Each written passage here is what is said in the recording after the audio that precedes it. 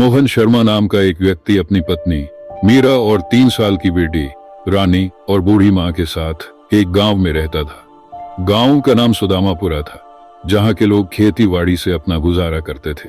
मोहन की इस गांव में थोड़ी सी जमीन थी, जिस पर वह सब्जियां उगाता था और उन्हें बाजार में बेचता था। इस बार मोहन ने आलू की फसल लगाई थी और इस बार पैदावार काफी अच्छी हुई थी। इस बार तो काफी अच्छा मुनाफा होगा, आमदनी बहुत अच्छी होगी। हमें जल्द से जल्द फसल की कटाई का काम शुरू कर देना चाहिए।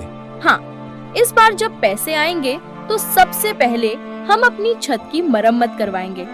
बारिश में बहुत परेशानी होती है, छत से पानी टपकता है और घर का सारा सामान गीला हो जाता है।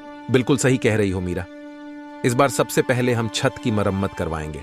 और हाँ, रानी काफी दिनों से मुझसे गुड़िया की मांग कर रही थी, इस बार उसके लिए गुड़िया जरूर लेकर आऊंगा। मोहन के दोस्त रघु ने उसे सलाह दी। मोहन भाई, इस बार तो तुम्हारी फसल बहुत अच्छी आई है।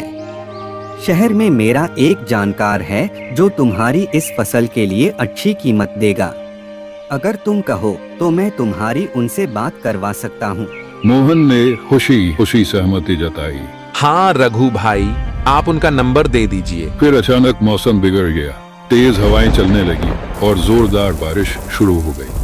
सभी किसान अपनी फसलें खेत में छोड़कर भाग गए, सोचते हुए कि बारिश थोड़ी देर में रुक जाएगी और वे वापस काम पर लग जाएंगे। लेकिन बारिश रुकने का नाम ही नहीं ले रहा था। हे भगवान, यह बारिश कब रुकेगी? अगर ऐसे ही चलता रहा तो हमारी सारी फसल नष्ट हो जाएगी। और ऐसा ही हुआ। सुबह होते ही किसान जब खेत पहुंचे तो उनकी आंखों के सामने बर्बादी का मंजर था। बारिश के कारण गांव के सभी किसानों की फसलें बर्बाद हो चुकी थी। हे भगवान, ये क्या हुआ? मेरी सारी फसल नष्ट हो गई। अब हम क्या करेंगे? मोहन के चेहरे पर उदासी छा गई थी। वो दिन रात अपने परिवार के बारे में सोचता रहता कि अब कैसे अपने परिवार का पेट भरेगा। मोहन की पत्नी मीरा ने एक सुझाव दिया। एजी, उदास मत होइए, हमारे पास जो आलू बचे हैं उनसे हम कुछ बना सकते हैं। क्यों ना हम समोसे बनाकर बाजार में बेचें, थोड़ी बहुत आमदनी हो ही जाएगी। तुम्हारी बात सही है मीरा, हम एक कोशिश करके देखते हैं, शायद हमारी मेहनत रंग लाए। अगले दिन से ही दोनों मेहनत करने लगे और घर से ही समोसे बनाने का काम शुरू किया। मोहन बाजार में जाकर समोसे बेचने लगा और धीरे धीरे लोगों को उसके समोसे पसंद आने लगे।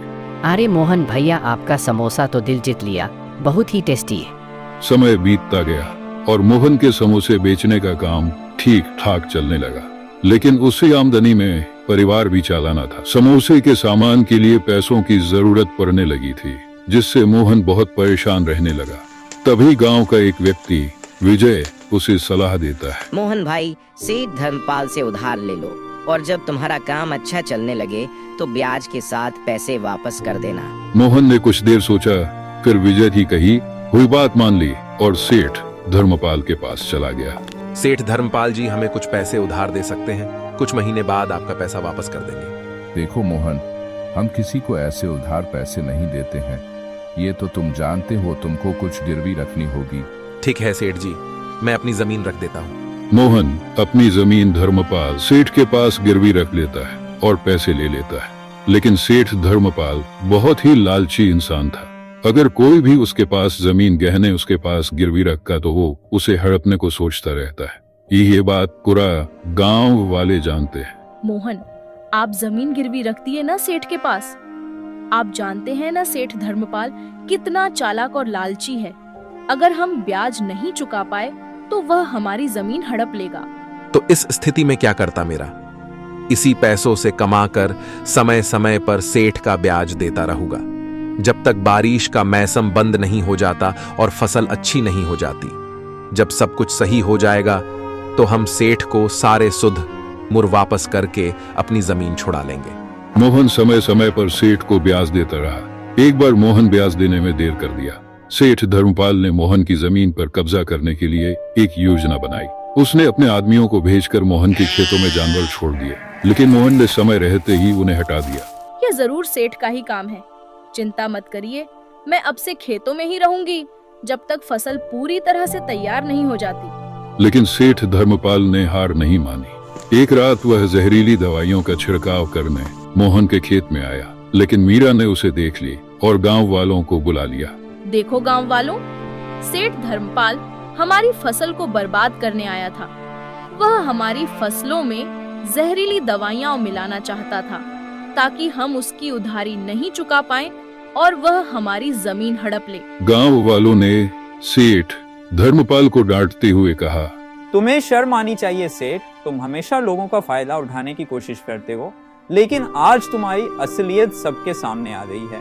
सेठ धर्मपाल को गांव वालों के सामने शर्मिंदा होना पड़ा और वह सर झुकाए चुपचाप वहां से चला गया। मोहन ने अपनी फसल बेचकर सेठ धर्मपाल का सारा पैसा ब्याज सहित लौटा दिया। इस तरह मोहन की मेहनत और सच्चाई ने उसे उसकी जमीन वापस दिलाई और उसने अपने परिवार के साथ खुशहाल जीवन बिताया।